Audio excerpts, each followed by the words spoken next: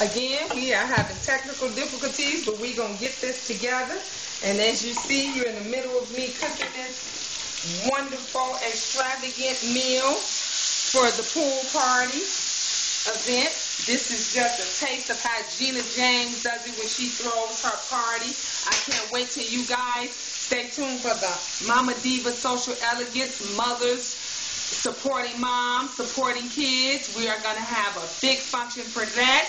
And as you know, those that are on Casual Kings and Queens, we are going to be having a big whoopsie-doo function for that. That's where couples support other couples.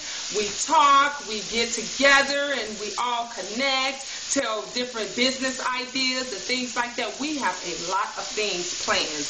Each one teach one, and that's what we're going to start doing. So many families are having it so very hard, you know, right now with being out of work and things like that. So it is time for all of us to get together and support each other and look out for each other, which we usually don't do.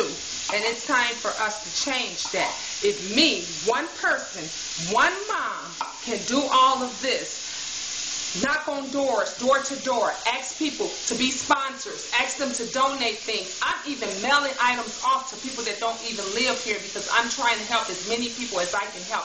And when I come to you and say we have a family that's on the verge of being put out, then I want you to remember that Gina James, Mama Diva Social Club, supported you, and those people in that community supported you and look out for you. So you have to pay it forward. That's the problem. We get help. You go to CEDA, us low income, we go to CEDA, we go to public aid, we go to Section 8.